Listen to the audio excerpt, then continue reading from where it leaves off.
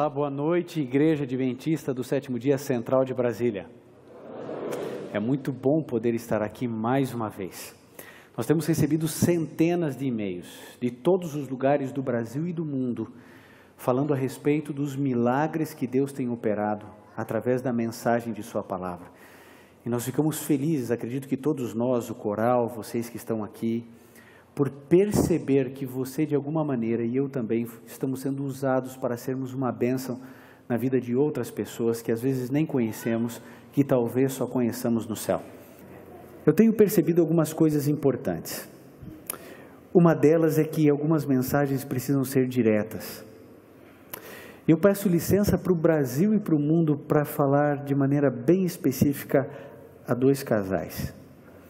O primeiro deles é para você, José Rivaldo. Deus vai restaurar o seu lar. Deus conhece você e a sua sinceridade. Deus vai devolver aquilo que você perdeu. Dê uma chance a Ele só, Rivaldo. Só uma chance e Deus vai transformar a sua vida. Bel, não importa onde você esteja, e Mário que está nos assistindo, Deus pode reverter todo o quadro. Vocês podem ter o lar e a família que vocês sempre desejaram. Acredite nisso e viva nisso. Bom, nós temos aqui algumas coisas importantes para tratar hoje. Vocês sabem que ontem nós trabalhamos um pouco a questão do marido como sacerdote do lar, como aquele que deve ser o indivíduo a buscar a espiritualidade. E quando o indivíduo busca a espiritualidade, querido, tenha certeza, o caráter da pessoa é transformado. Eu tenho certeza que você quer ser feliz. Eu tenho certeza que a sua vida é uma vida para ser de bênção. E quando a gente casa, sabe o que a gente mais sonha como marido? É poder voltar para casa depois de um dia de trabalho. Às vezes o sentimento é inverso. Às vezes a gente percebe, sabe o quê? Às vezes a gente percebe que o indivíduo, ele não quer voltar para o lar. E eu vou dizer uma coisa para vocês, esposas. Uma vez eu li uma frase que dizia assim, que a cama é para o seu marido o descanso de um guerreiro e não um confessionário de lamentações. Eu tenho uma teoria. Os homens não gostam de discutir relação, porque geralmente a relação é para reclamar. Essa discussão, essa conversa é para trazer problemas e situações desconfortantes. Experimente você, mulher, ao discutir a relação, elogiar o seu marido e falar coisas boas para ele. Ele vai ter prazer de conversar com você. Mas hoje o assunto que iremos tratar fala a respeito de paternidade. Eu conheci um rapaz, um senhor jovem, chamado Walter, lá em Campo Grande, no Mato Grosso do Sul. E um dia ele disse assim, pastor Ivan, você é um bom pastor, mas falta uma coisa a você. Eu disse, o quê? Eu sei que faltam várias, mas eu queria saber o que ele se referia, né? A que ele se referia. E ele disse assim, o dia em que você for pai, você entenderá melhor o amor de Deus. Ele tinha 100% de razão. Sabe, depois que a gente é pai, a gente entende melhor os nãos de Deus. E eu descobri, através dos meus 2 filhos, que todas as vezes que eu digo não a eles, é para o bem deles. Eu nunca disse um não para privá-los de uma alegria. Todas as vezes, sem exceção, que eu disse não a eles, era para cuidar, era para proteger, era para amparar. E sabe, eu entendi melhor os nãos de Deus. Eu gostaria que você acompanhasse comigo um texto bíblico no livro de Gálatas. Abra sua Bíblia. No livro de Gálatas, no capítulo 4.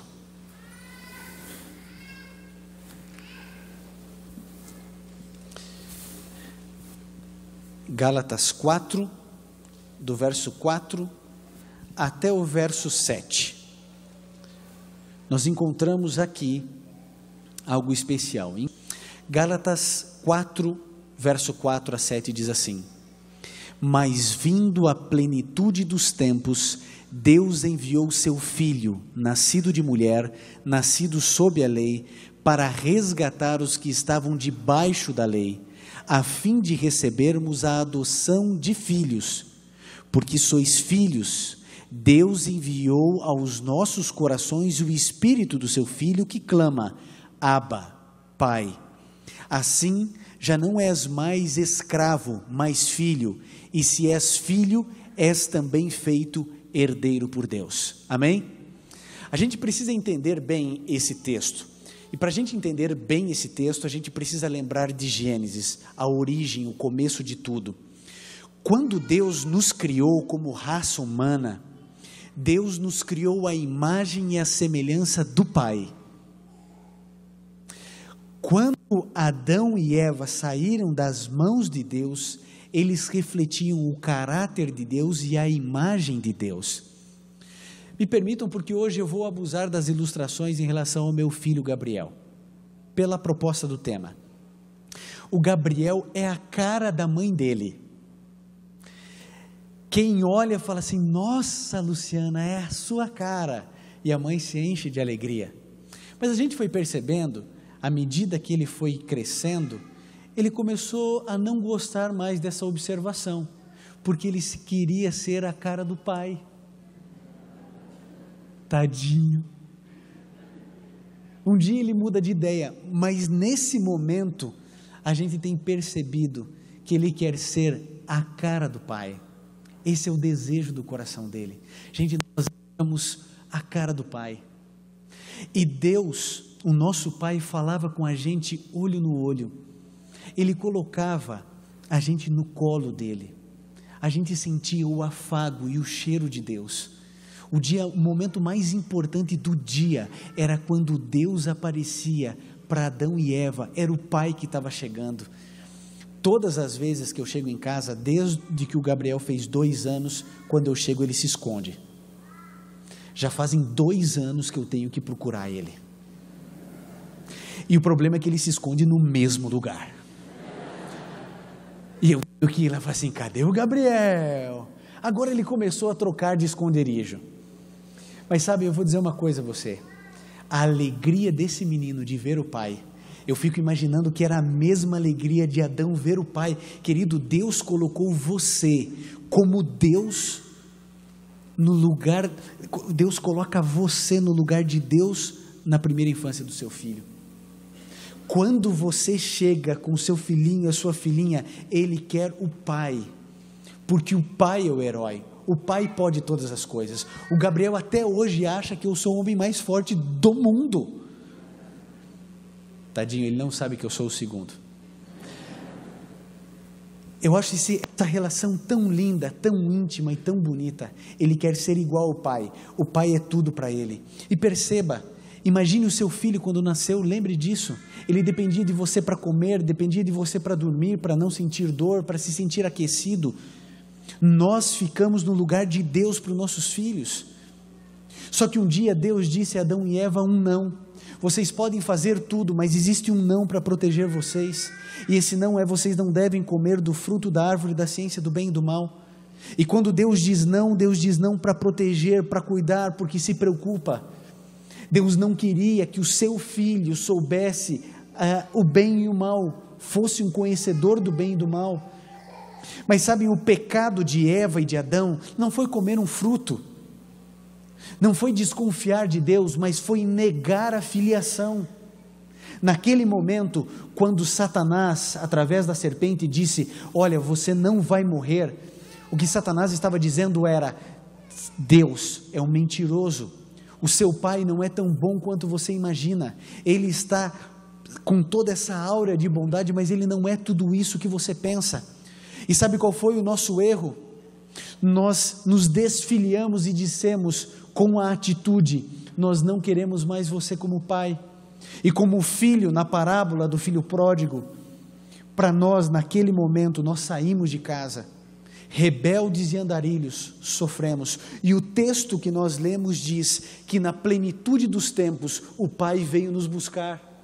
E agora a Bíblia diz que nós somos filhos de Deus, não apenas porque Ele nos criou, mas porque Ele nos resgatou, porque Ele nos adotou. E hoje eu e você temos um Deus que escolheu ser Pai. Deus poderia ter criado toda a teologia bíblica se apresentando apenas como Deus, mas Ele escolheu ser Pai. E assim como eu e você precisamos desesperadamente de Deus para sermos salvos, querido, o seu filho precisa de você para ser salvo. O seu filho precisa de você para ser salvo. Deus colocou sobre você e sobre mim, que somos pais, a maior responsabilidade do mundo. Eu fui pastor de uma igreja em Campo Grande, no Mato Grosso do Sul, com muitos membros. Havia sábados com mais de 1.200 membros naquela igreja. E eu dizia assim, uma semana depois de me tornar pai, me dê 5 igrejas dessa para cuidar, mas não me dê um filho, pelo tamanho da responsabilidade que eu e você temos. Sabem, as pessoas, elas têm, às vezes, dificuldades de relacionamento com o seu filho. Meu filho é apaixonado por quebra-cabeça. Talvez você não saiba, mas eu me tornei o maior montador de quebra-cabeça do mundo. Ninguém monta um quebra-cabeça melhor do que eu. Pode me dar quantas peças é? Até 200 eu garanto. Mas é porque eu sei que quando eu monto o quebra-cabeça com o meu filho, esse brinquedo vira o momento mais feliz dele. Os filhos, os pais que forem amigos dos seus filhos na primeira infância, os filhos quererão ser amigos dos pais na adolescência. Mas a gente precisa passar tempo com os nossos filhos. Existe uma onda que não é bíblica, que não provém de Deus, mas que diz assim, que a gente precisa ter qualidade de tempo. Isso é desculpa para as nossas vergonhas profissionais. Saiu em uma revista que alguns julgam uma das mais importantes para o gerenciamento da vida pessoal, falando de empresários que estão revendo a sua carga horária para passar mais tempo com os filhos. Altos executivos que estão repensando, porque não adianta você passar 5 maravilhosos minutos com seu filho, não vai resolver. Nós precisamos passar o tempo em qualidade e em quantidade de tempo. Meu filho acorda impreterivelmente às 6 da manhã todos os dias. Não importa se é férias, feriado ou dia de descanso. Às 6 horas ele está em pé, olhando para mim dizendo assim, pai, eu estou com fome.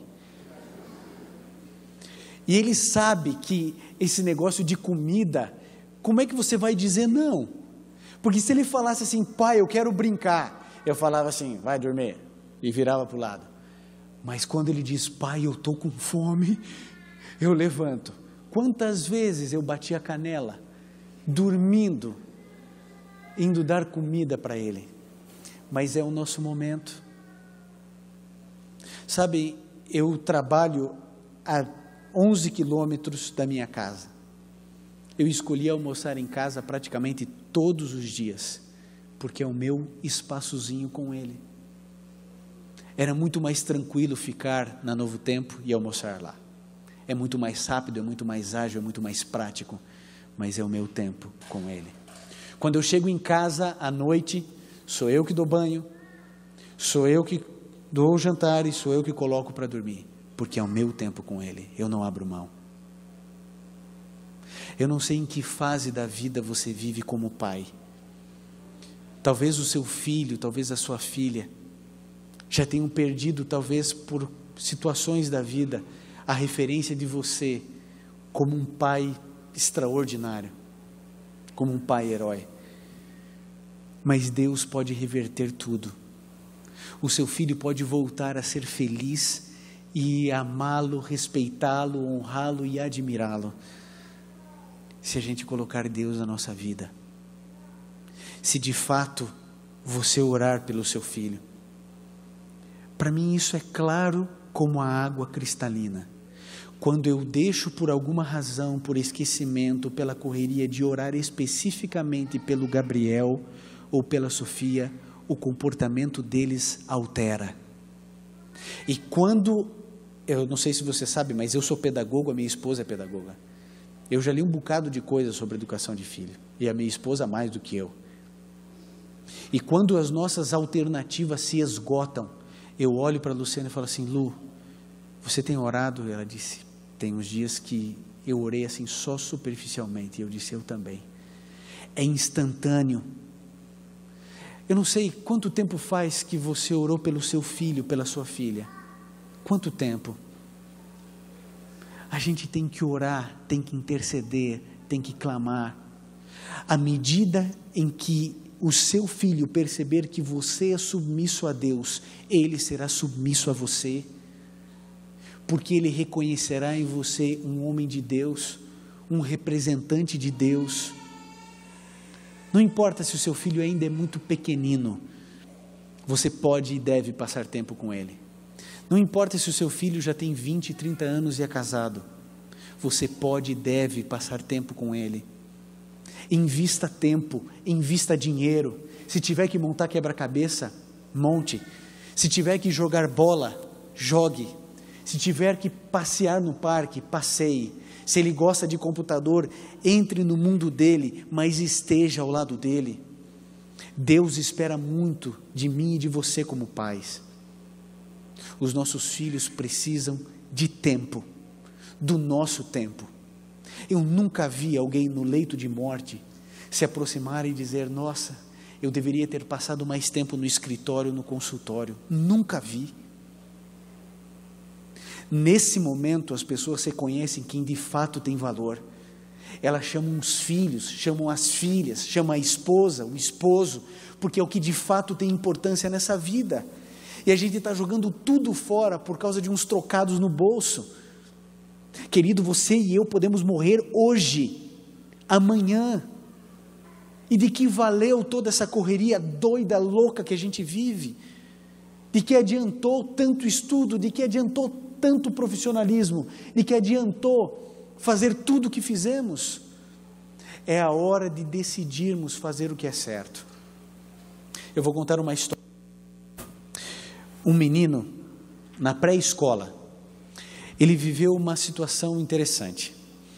A professora disse assim a ele e a todas as outras crianças: cada um aqui vai desenhar no papel o que mais ama na vida. E sabem o que o menino fez? O menino pegou o lápis de cor e desenhou a família dele. Eu não sei o que você desenharia. Ele desenhou o pai, a mãe, a irmã mais velha e ele. E sabe, ele ficou tão feliz que ele pegou a cor que ele mais gostava, que era o vermelho. E sabe o que ele fez? Ele fez um círculo bem forte. Sabe quando criança passa várias vezes no círculo? Assim, ele forçou. E ele pegou aquele papel todo feliz, ele estava no processo de alfabetização. E chegou a professora todo animado e disse: professora, tia, como é que se escreve mesmo aquela palavra? E a professora disse assim: menino, quantas vezes eu te disse para você sentar? Está todo mundo sentado, por que você está em pé? Depois eu converso com você, vai sentar, vai sentar. E o menino sentou, mas ele gostou tanto e ficou tão orgulhoso, porque ele conseguiu expressar o sentimento e o amor que ele tinha pela família, que ele pegou aquele desenho que deveria ficar na sala de aula, dobrou, colocou no bolso para mostrar para os pais. Chegou em casa todo feliz, contente, e disse: mãe, eu queria saber como é que se escreve mesmo aquela palavra, e foi tirando do bolso o desenho. E a mãe disse assim: quantas vezes eu já te disse para você não bater a porta? Saia, não bata a porta. E outra coisa, vai brincar lá fora, para de ficar enfurnado aqui dentro de casa, vai brincar lá fora. E o menino deixou o papel no bolso e pensou: vou mostrar para o pai. Depois do jantar ele lembrou. e saiu correndo contar para o pai, tirou o papel e disse: pai, como é que se escreve mesmo aquela palavra? E o pai disse: filho, o pai está tão cansado. Quantas vezes o pai vai dizer para você, quando o pai estiver lendo o jornal, não converse, espera um pouquinho, eu já vou atender você já sabe disso. E o menino achou que aquele papel não tinha interesse mesmo, não tinha valor nem importância. Depois que ele foi tomar banho, a mãe pegou aquele uniforme para lavar, colocou numa máquina, e aquele desenho se esfacelou, e aquele menino esqueceu do desenho, e a vida continuou. Esse homem cresceu, casou, e um dia ele estava lendo uma revista na sala de estar dele, e ele viu a filhinha dele chegando perto dele com um desenho, e ele olhou aquele como que num filme, voltou-se à infância, e ela disse assim: pai, olha o meu desenho. Era o mesmo desenho, o mesmo círculo vermelho, a família desenhada. E ela disse: pai, como é que se escreve mesmo aquela palavra amor? E o pai pegou uma caneta e escreveu: tempo. Sabe o que Jesus faz hoje no céu? Ele desenha a tua família. O círculo vermelho foi feito com o seu sangue. Eu não sei quem é você. Eu não sei o que você tem passado. As tristezas e as alegrias de viver a vida que você tem. Mas pai, teu filho não precisa de padrão de vida, ele precisa de você. É isso. Jesus hoje diz: pai, cuida do teu filho, salva o teu filho, ampara o teu filho. Pastor Milton vai cantar para a gente. Eu gostaria de fazer um apelo diferente hoje. Eu gostaria que todos os pais, em qualquer lugar onde estejam, enquanto o pastor Milton falar dos problemas e das dificuldades e que apresenta a Deus como pai, faça uma oração pelo seu filho, faça uma oração pela sua filha, e diga: Senhor, me ajude a amar com tempo, não com dinheiro, não com recursos. Me ajude a amar com tempo, me ajude a ficar do lado do meu filho, porque assim como eu preciso do Senhor para ser salvo, ele precisa de mim. Seja pai, ore agora pelo seu filho, porque os céus estão prontos para cuidar do teu filhinho e da tua filhinha.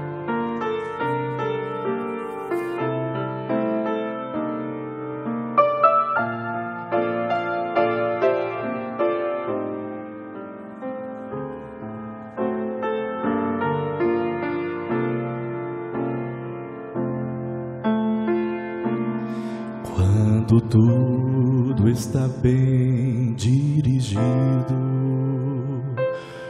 ou então se as notícias são más,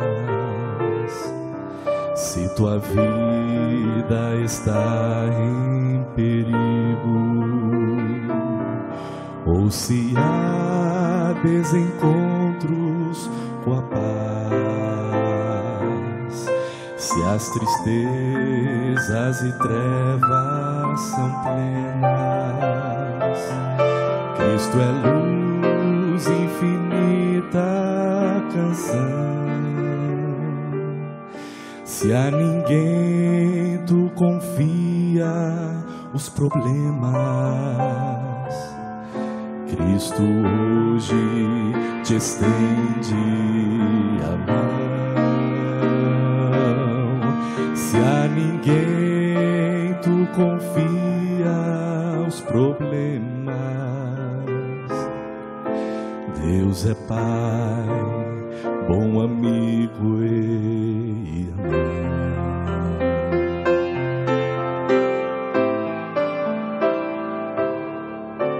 Cristo vai passo a passo ao teu lado.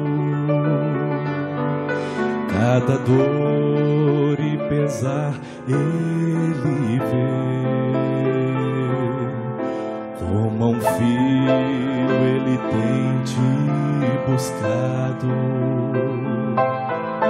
Ele quer convencer-te a viver.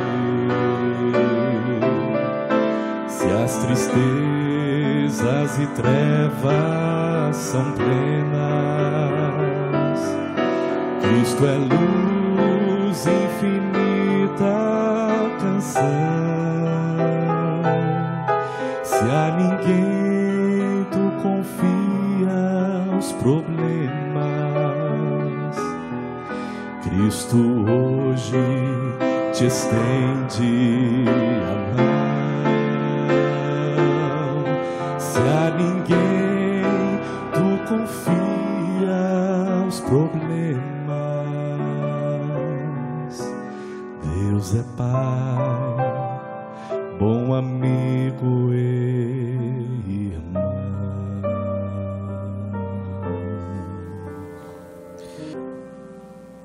Nós esperamos muito do nosso Pai, mas o nosso Pai espera muito de nós como pais. Querido Pai, que Deus te dê a hombridade de ser um pai com P maiúsculo. Que Deus o abençoe. Nós vamos orar agora.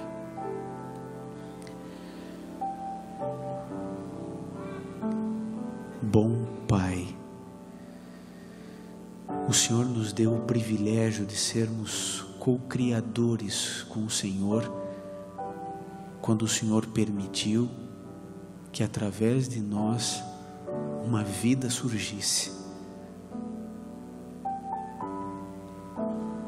Nos lembramos deles agora quando eram bem pequeninos, frágeis, e apenas com o reflexo dos dedinhos seguravam o nosso dedo mindinho. A relação de total dependência que eles tinham de nós ainda continua, mesmo crescidos, mesmo adultos e casados. É a mesma dependência que temos do Senhor. Talvez existam alguns pais chorando, porque reconhecem seus erros, suas falhas e pecados. Restaura, ó Deus, essa relação tão pura e tão bonita. Ajude os filhos a perdoarem os pais perdoarem e entenderem os filhos. Naquilo que temos errado e falhado, por favor, Senhor, nos ajude, nos corrija. Nós queremos, quando o Senhor voltar, dizer: Pai, aqui estão os filhos que o Senhor nos deu. Educamos nos teus caminhos, fomos um exemplo espiritual, santificamos a nossa casa, buscando o Senhor todos os dias. Ajude a cada pai que está espalhado no Brasil, no mundo, assistindo essa programação. Em nome de Jesus. Amém. Que Deus nos abençoe.